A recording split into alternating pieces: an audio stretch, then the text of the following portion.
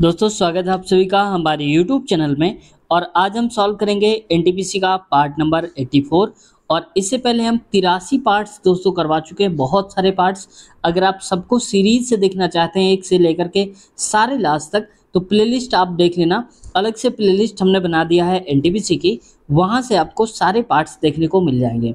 बहुत सारे हमारे हज़ारों दोस्त हैं जो वीडियोज़ को लगातार देख रहे हैं और हमारे साथ बने हुए हैं, तो उन्हें पता भी होगा कि कितने कुछ क्वेश्चन उन्हें सीखने को मिल गए हैं।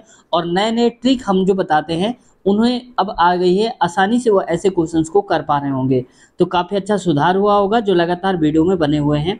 एक बार आप ज़रूर बताना। दोस्तों शुरुआत करते हैं वीडियो की, लेकिन चैनल पे अब तक नए हैं तो सब्सक्राइब कर लीजिए और साथ ही साथ बेल आइकन भी दबा लीजिए, ताकि जब भी हमारी नई वीडियो आए आपके पास नोटिफिकेशन पहुंच जाए और आप वीडियो को आसानी से देख सकें।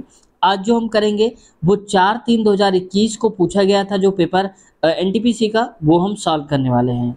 देखो पहला क्वेश्चन है आज का, क्योंकि 1 से 5 तक तो पिछले पार्ट में आप देख ही चुके हैं। अब यहाँ से करते हैं। उस अक्षर समूह का चयन कीजिए जो निम्नलिखित श्रृंखला में प्रश्न चिन्ह के स्थान पर आ सकता है। यानी कि इस जगह पर क्या आएगा हमें ये बताना है। तो मैं थोड़ा सा जूम करता हूँ आपको समझाने के लिए। जैसे देखो यहाँ पर आया है ओ के बाद क्या है, पी आता है वैसे तो देखो ओ पी के बाद पी का गैप है और क्यू आ गया। तो देखो क्यू आ गया यहाँ पर, क्यू के बाद देखो आर का गैप है, एस आ गया, यानी कि एक एक छोड़ कर लिखा जा रहा है। ठीक है, अब आपको एस के बाद नहीं पता चल पाएगा कि यहाँ पर क्या आएगा, तो इसके लिए हमें क्या करना है, अगला सीरीज देखो। ये सब में वही ट्रिक अपनाई गई है। देखो ई के बाद क्या आता है, एफ आता है, एफ आया, एफ के बाद आता है जी। यानी कि अगर यहाँ पर ई लिखा रहा होगा ये वाला ई, तो ई के बाद एफ को छोड़कर जी लिख दिया है। तो देखो इसके स्टार्टिंग में जी लिखा, इसका मतलब सब में एक एक का गैप किया गया है। अब देखो गैप तो समझ में आ गया होगा। तो देखो वैसे के बाद देखो एल का गैप है, एम आ गया है। तो अब देखो एस के बाद क्या आना चाहिए, टी का गैप हो जाएगा, यू आना चाहिए। तो स्टार्टिंग में क्या आ जाएगा, यू, क्योंकि देखो भाई यहाँ पर एस लिखा है, इसके बाद एक छोड़ दो टी, यू आ गया। तो यहाँ पर स्टार्टिंग में क्या आएगा, यू आएगा। क्लियर। अब देखो यू के बाद हम देखते हैं क्या आता है। तो यहाँ देखो ओ के बाद क्या आया था, पी क्यू, एक का गैप है। तो यू के बाद किसका गैप हो जाएगा, डब्ल्यू। यू के बाद वी आएगा, फिर आएगा डब्ल्यू। तो यहाँ पर वी का गैप करके डब्ल्यू लिख दो, यानी कि यू और डब्ल्यू आएगा। तो बस आपको पेपर में क्या करना है, अब ऑप्शन भी देख लेना है एक बार। तो यू डब्ल्यू जहाँ पर लिखा है वही टिक कर दो, ऑप्शन नंबर तीसरा। अब देखो यू डब्ल्यू यूनिक है, यूनिक का मतलब कि इस ऑप्शन में कहीं पर भी स्टार्टिंग में यू डब्ल्यू नहीं है, तीसरे वाले को छोड़ करके। तो बस यहीं से आप करेक्ट आंसर इसको कर पाएंगे। समझ गए होंगे आप। वाई वाले को चेक करना चाहते तो आप चेक कर लीजिए एक बार। तो यहाँ पर देखो डब्ल्यू है, डब्ल्यू के बाद क्या आता है, एक्स आता है। तो एक्स छोड़ दो, क्या आएगा, वाई आएगा। तो बस ये आएगा यहाँ पर वाई, तो यू डब्ल्यू वाई आ जाएगा। तो देखो यहाँ पर U W why option number तीसरा वाला करेक्ट आंसर हमारा हो जाएगा। आगे बढ़ते हैं क्वेश्चन पे।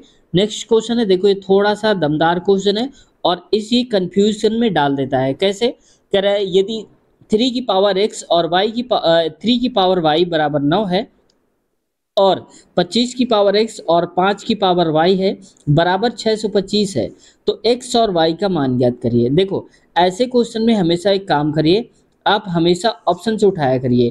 पहले वाले जो मान लिखे हैं ये सारे x के हैं और ये वाले हैं y के मान हैं।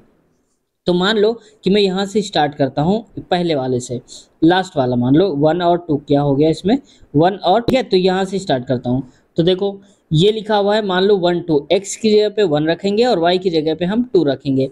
अब देखो 3 लिखा हुआ है, 3 की पावर क्या लिखेंगे, x की पावर 1 तो 1 इंटू 3 की पावर y मतलब कि 2 लिखेंगे। तो 3 गुणे 3 त्रिकोण 9, 9 त्रिया 27, जबकि हमें लाना क्या है, y लाना है। तो ये तो 9 लाना है, तो ये तो गलती हो गया। अब इसको भी आप चेक कर लो, इसमें भी नहीं आएगा। अब जीरो वाले को मैं वेरीफाई कर देता हूँ। 3 की पावर 2, क्योंकि x की जगह पे 2 लिया ना हमने, इंटू 3 की पावर y मतलब 0 दिया है तो 0 हो जाएगा। बराबर में 9 देखते हैं आता है या फिर नहीं। तो 3 त्रिका 9 गुणे में, अब देखो किसी भी नंबर के पावर में अगर 0 होता है तो उस पूरे का मतलब होता है 1, हमेशा याद रखना। अगर जैसे देखो 50 की पावर 0, इसका मतलब 1 लिखा हुआ है, तो यहाँ पर भी आएगा 1। तो देखो 9 है, 9 कम 9, 9 के बराबर के 9 आ रहा है, तो इसका मतलब यही सही उत्तर हो जाएगा। अब आप इसको भी वेरीफाई कर सकते हैं, तो वेरीफाई कर लीजिए। यानी कि हमें x की जगह पर रखना है 2 और y की जगह पे रखना है 0, तो इसको उठाते हैं तो 25 की पावर x, x यानी कि 2 इंटू लगा देते हैं बीच में 5 की पावर y, y की जगह पे क्या है 0 है। अब देख तो 25 25 हम कितना होता है 625 होता है, इंटू में हमने अभी बताया था थोड़ी देर पहले किसी भी नंबर की पावर अगर 0 है तो उसका मतलब 1 होता है। तो देखो 625 आ रहा है और 625 ही तो इसकी वैल्यू रखी थी, देखो यहाँ पर दिया है ना, तो बस ऑप्शन नंबर हमारा सेकंड वाला ही करेक्ट हो जाएगा। आगे बढ़ते हैं क्वेश्चन पे। नेक्स्ट है नरौरा परमाणु विद्युत केंद्र कहाँ पर स्थित है। ये देखो एक दो बार रिपीट हुआ है क्वेश्चन, और ये क्वेश्चन को आप स्टार लगाकर लिख लो, यहाँ पर पूछ लिए जाते हैं बांध से, और ये वाला भी खास करके पढ़ लो। नरौरा परमाणु विद्युत केंद्र जो है वो कहाँ पर स्थित है, तो उत्तर प्रदेश में, और उत्तर प्रदेश पे एक जिला पड़ता है बुलंदशहर।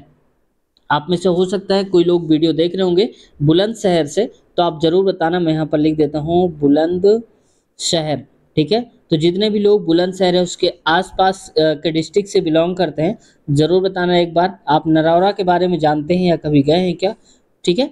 उम्मीद रहेगी कि आप बताएंगे। उत्तर प्रदेश में है और कहाँ पर, बुलंदशहर में नरौरा परमाणु विद्युत केंद्र है। आगे बढ़ते हैं क्वेश्चन पे। नेक्स्ट है पेमेंट बैंक के संबंध में इनमें से कौन सा कथन गलत है। तो गलत कथन बताना है हमें, सही वाला नहीं बताना।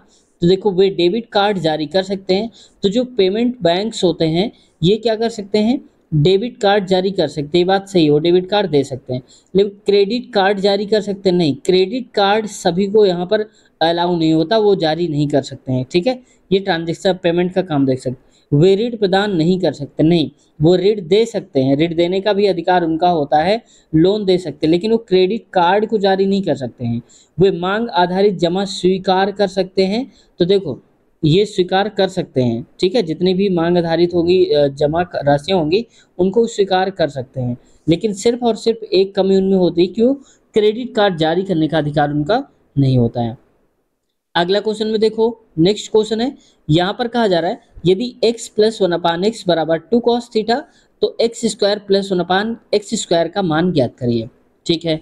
तो देखो जरा ध्यान से कि अगर x स्क्वायर और 1 प्लस एक्स स्क्वायर दिया है तो इसको हम क्या करें, 1/x स्क्वायर है तो x प्लस 1/x, अगर हम दोनों तरफ का स्क्वायर करा दें दोस्तों तो स्क्वायर निकल आएगा ये वाला, और इसी का मान बताना है। बराबर में इसकी वैल्यू क्या है 2 cos थीटा, तो 2 cos थीटा स्क्वायर करिए तो यहाँ पर हो जाएगा x की पावर यानी कि x स्क्वायर प्लस y की पावर यानी कि 1/x स्क्वायर प्लस 2, क्योंकि 2ab होता है फार्मूले में ना, a की जगह पे x है और b की जगह में 1/x है, तो देखो x कट जाएगा, तो मैं डायरेक्ट पूरा हटा देता हूँ, इतना सिर्फ 2 लिख देता हूँ इसकी जगह में, कंफ्यूज नहीं होना आप, ठीक है। समझा भी दिया 2 कैसे आया। बराबर में ये हो जाएगा 4 cos स्क्वायर थीटा, ये तो समझ में आ गया होगा। अब इस 2 को उधर भेज दीजिए, तो यहाँ पर क्या बचेगा x square plus 1/x square बराबर में हो जाएगा 4 cos स्क्वायर थीटा माइनस का 2 हो जाएगा, ठीक है। तो मैं इस वाली लाइन को उठा करके सबसे ऊपर रख देता हूँ, आप चाहो तो इसका स्क्रीनशॉट आप ले लीजिए, ठीक है। तो यहाँ पर आ जाएगा हमारे पास क्या लिखा था, ठीक है, इतना दे के रखा है। अब हमें मान बताना है, तो देखो इसमें से आप 2 कॉमन ले लो, तो 2 कॉमन ले लिया तो यहाँ पर क्या आएगा 2 cos स्क्वायर थीटा माइनस का 1, और ये हमेशा जो वैल्यू होती है दोस्तों ये इतनी cos स्क्वायर थीटा माइनस का 1, यहाँ पर 2 हो जाएगा दोस्तों, 2 होगा कि 2 ही तो कॉमन लिया है, तो 2 cos स्क्वायर थीटा माइनस 1 जो होता है इस पूरे की वैल्यू जो होती है वो होती है cos 2 थीटा, हम कह सकते हैं cos 2 थीटा, और यहाँ पर 2 था पहले से तो 2 लगा दीजिए, तो ये इतना आएगा आंसर 2 cos 2 थीटा आएगा, ऑप्शन नंबर तीसरा वाला करेक्ट आंसर हो जाएगा। आगे बढ़ते हैं क्वेश्चन पे। नेक्स्ट क्वेश्चन कह रहा है उस विकल्प का चयन कीजिए जिसका तीसरे शब्द से ठीक वही संबंध है जो दूसरे शब्द का पहले वाले से संबंध है। अब देखो ऐसे अनुपात समानुपात में कई सारे वर्ड्स दिए जाते हैं और ये कंपलसरी भी है, मैंने कई सारे पार्ट्स में बोला है आपको कि हर एक पार्ट में क्वेश्चंस पूछे जाते हैं। तो देखो उंगली का संबंध अंगूठी से है, यानी कि उंगली जो होता है उंगली में हम अंगूठी पहनते हैं, ठीक वैसे ही कलाई में क्या पहनते हैं, तो कड़ाई में ये पहनते हैं चूड़ियाँ, तो बस ऑप्शन नंबर हो जाएगा चौथा। पायल तो पहनते नहीं कलाई में, वो तो पैर में पहनते हैं, ठीक है, जड़ाऊ पिन नहीं पहनते, ठीक है, आभूषण वाला नग वाला माला भी नहीं पहनते वहाँ पर कलाई में, तो बस उत्तर क्या हो जाएगा, सटीक आंसर बताना है। सटीक का मतलब क्या है, इनमें सबसे अच्छा जो है वही हो जाएगा चूड़ी वाला। आगे बढ़ते हैं क्वेश्चन पे। क्वेश्चन कह रहा है यदि किसी वस्तु का क्रय मूल्य 5,340 है तो वस्तु का विक्रय मूल्य कितना रखा जाए कि 5% का लाभ प्राप्त हो सके। यानी कि आप बताओ कि अगर आप कोई भी चीज 100 रुपए की खरीद कर लाए हो, अब आप कितने रुपए में उसको बेचो कि आपको 5% का लाभ हो। तो मैं ये कहता हूँ कि 100 का ही जितने रुपए की हम लाए हैं उसी का उतना ही परसेंट निकाल दो पहले। तो 5% लाभ का मतलब 5%, 5 मतलब 0, 0 कटा, इसका मतलब 5 रुपए बढ़ाकर हमें बेचना है। यानी कि लाए थे हम 100 रुपए की और 5 रुपए बढ़ा के बेचेंगे, मतलब 105 रुपए की बेचेंगे। समझ में आया? लेकिन इसी हिसाब से इस क्वेश्चन में कहा गया है। तो इसके लिए मैं शॉर्ट ट्रिक आपको ये बताता हूँ कि डायरेक्ट आप इसका 5340 जो लिखा हुआ है इसका आप 5% निकाल दीजिए ऐसे करके। तो 0 0 कट गया, 5 कम 5 दूनी, तो ये हो जाएगा 2 दूनी 4, 2 छक्के 12 और 2 सत्ते 14, यानी कि 267 हो जाएगा। अब 267 कहेंगे आप, इसमें तो दिया ही नहीं, तो वहां पर विक्रय मूल्य पूछे जा रहे हैं। ये तो हमने बोला है कितना बढ़ा करके रेट डालना है हमें, तो 267। तो देखो पहले था कितने का, 5340 का, तो इसमें से 267 और ऐड कर दीजिए क्योंकि तभी तो 5% का लाभ मिलेगा। तो बस ऐड करेंगे तो 7 हो जाएगा, 6 4 10 और 3 2 5 1 6 हो जाएगा और यहाँ पर ये 5607 रुपये हो जाएगा दोस्तों। ऑप्शन नंबर पहला आप देख सकते हैं करेक्ट हो जाएगा। बस कंफ्यूजन हो जाता है ऐसे क्वेश्चन में, लेकिन होते आसान है। तो जितने ज़्यादा प्रैक्टिस करते जाएंगे, जितने ज़्यादा क्वेश्चंस आप देखते जाएंगे, उतना ही आसान आपके लिए हो जाएगा। अगला क्वेश्चन की तरफ देखते हैं। ये अगला है 13वां नंबर, कह रहा है 5/3 गुणे और ऐसे ऐसे करके दिया है, इसको हमें हल करना है। तो देखो सबसे पहले आप एक काम करिए कि सबसे छोटा ब्रैकेट कहाँ पर है, तो आप कहेंगे ये है सबसे छोटा ब्रैकेट, तो पहले इसको सॉल्व कर लो। सबको जोड़ेंगे तो 11 5 16 हो जाएगा और 16 6 हो जाएगा 22, तो इसका मतलब ये आया है यहाँ पर 22। और फिर इसके बाद मझला ब्रैकेट, तो 22 3 कितना होता है 25, तो हो जाएगा 25 और 25 में से 3 जोड़िए तो हो जाएगा 28, तो यहाँ पर लिखेंगे 28। यानी कि बड़े ब्रैकेट के अंदर हो जाएगा मझले ब्रैकेट के अंदर हो जाएगा 3/5 और गुणे में 28 आ जाएगा। तो देखो ये तो ब्रैकेट लगाने का कोई मतलब अब रहा नहीं क्योंकि यही संख्याएं हैं। तो नीचे में लिख देता हूँ 3/5 गुणे में 28। इसको आगे सॉल्व करिए, 3 का गुणा कराएंगे तो 3 8 24 हो जाएगा, 3 दूनी 6 2 8, 84/5 आएगा। अब इसका मल्टीप्लाई करा लीजिए, इसको काट दीजिए आप, 5 एकम 5, 5 एकम 5, 3 बचेगा तो हो जाएगा 34 और 34 लिखा हुआ है यहाँ पर, 5 6 का 30, तो बचेगा कितना 4 बचेगा, नीचे 5 आएगा, यानी कि 16 सही 4/5 उत्तर हो जाएगा। तो आप देख सकते हैं ऑप्शन नंबर चौथा में लिखा हुआ है करेक्ट आंसर है। आगे बढ़ते हैं क्वेश्चन पे। क्वेश्चन है और इस पे देखो ये क्या करा है, इसको घुमा दिया है, कैसे पहले पढ़ते हैं। 4 क्रिकेट खिलाड़ियों के स्कोर इस प्रकार से हैं, यानी कि क्रिकेट के खिलाड़ी जो हैं वो 4 हैं, जैसे मान लो 1 2 3 और ये 4 लोग हैं, इनके स्कोर दिए हैं। मोहन ने, ये नाम है उनके खिलाड़ियों के, मोहन ने नरेंद्र से ज़्यादा लेकिन पंकज से कम रन बनाए। यानी कि मान लो अगर कि मोहन ने बनाया है किससे ज़्यादा, नरेंद्र से ज़्यादा, लेकिन पंकज से कम, इसका मतलब पंकज ने इससे भी ज़्यादा बनाए होंगे। इधर की तरफ हम बढ़ते हुए लिख रहे हैं, जो सबसे ज़्यादा रन बनाएगा वो सबसे किनारे रहेगा। थोड़ी देर के लिए मान लिया, ठीक है। कमल ने नरेंद्र से अधिक रन बताए। अब बताओ कि जो कमल है, तो कमल यहाँ तो आएगा नहीं बिल्कुल भी, क्यों, क्योंकि नरेंद्र से ज़्यादा रन बनाए हैं लेकिन मोहन से कम रन बनाए हैं। इसका मतलब इन मोहन और नरेंद्र के बीच में रहेगा, तो मोहन से कम रन बनाए हैं, तो यहाँ पर ही तो होगा के, इसका मतलब ये वाला एक लाइन हो जाएगी, ये हट जाएगी, यहाँ कुछ नहीं है, ऐसा सीरीज बनेगा। अब कह रहा है इनमें से किसने सबसे अधिक रन बनाए, तो किसने बनाए आप खुद बताओ। तो इधर वाला कौन है, पंकज, तो पंकज ऑप्शन नंबर दूसरा सही उत्तर हमारा हो जाएगा। आगे बढ़ते हैं क्वेश्चन की तरफ। नेक्स्ट क्वेश्चन है, देखो इसमें कह रहा है इसका हमें वर्गमूल बताना है। अब वर्गमूल बताना है तो 182.25 का वर्गमूल याद करना है। तो देखो 182.25 है, तो दशमलव में हटा देता हूँ, नीचे आएगा 0 0। आप कहेंगे 100 का वर्गमूल तो 10 होता है, तो ये तो काम खत्म हो गया कि लास्ट में नीचे 10 से भाग दे देंगे जो भी आंसर आएगा। हमें वर्गमूल अब निकालना है 182 और 25 का। तो इसके लिए ट्रिक देखो आप यहाँ से 182 और क्या है 25 है, दशमलव हटा दो आप। तो यहाँ पर डबल जीरो लगाइए, यहाँ पर दो दो के पेयर बनाइए, जीरो नहीं माफ कीजिएगा, दो दो के पेयर बनाइए, 25 का 82 का और एक लास्ट में बचा। हमें पीछे से ही बनाना है पेयर, यहाँ से ऐसे और ऐसे, ठीक है, हमेशा याद रखना है, इसमें एक ही डिजिट है।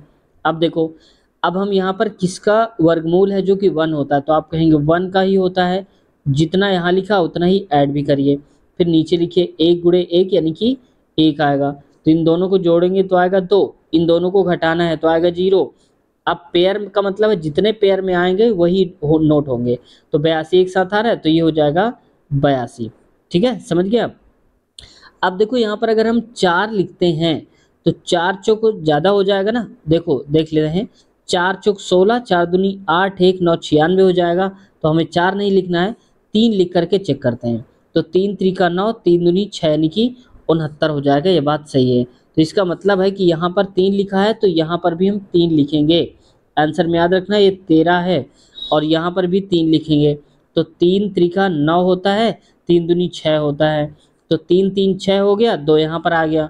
अब इसमें देखो 12 में से 9 गया तो आएगा 3, और यहाँ पर 7 तो 7 में से 6 गया तो आएगा 1 आएगा, क्योंकि यहाँ पर 8 था, 1 गया उधर तो 7 आएगा, 7 में 6। अब देखो अगला है 25, तो पूरा का पूरा लिख लीजिए 25, ठीक है।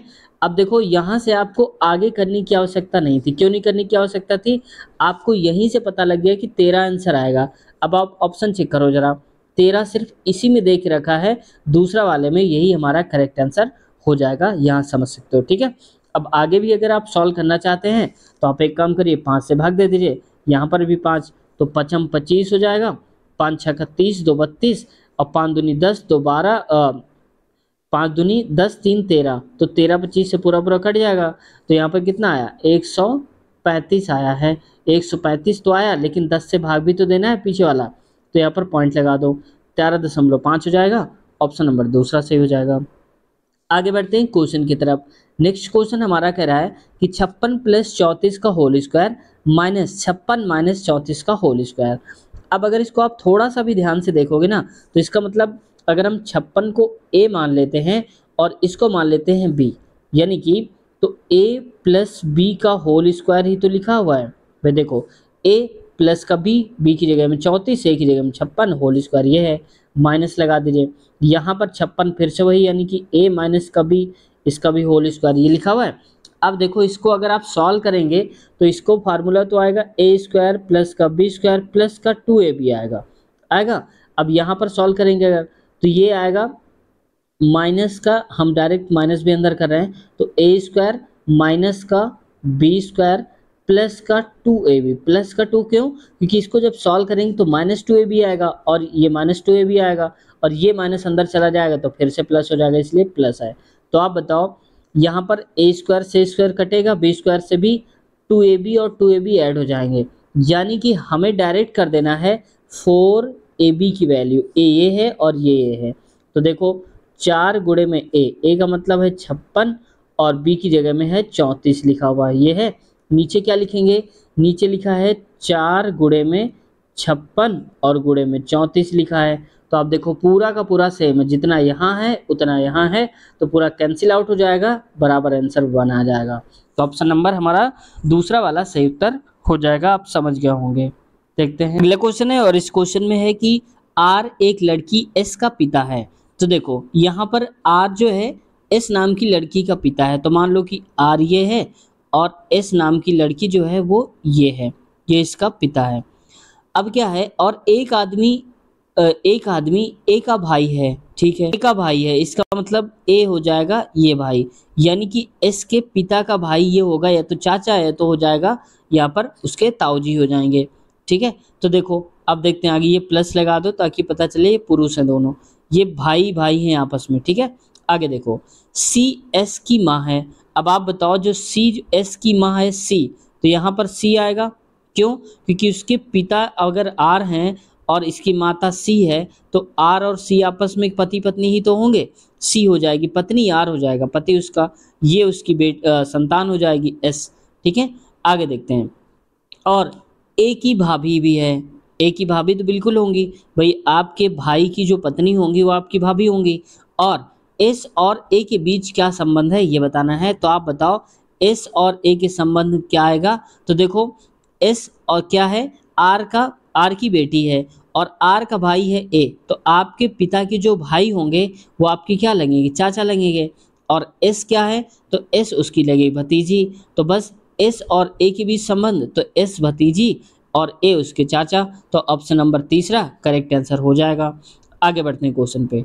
नेक्स्ट क्वेश्चन है और इसमें कहा जा रहा है 18 नंबर पे, डैश में कमी लाने के लिए भारत और फ्रांस ने मोबिलाइज योर सिटी यानी कि MOIC के कार्यान्वयन अनुबंध पर हस्ताक्षर किए हैं।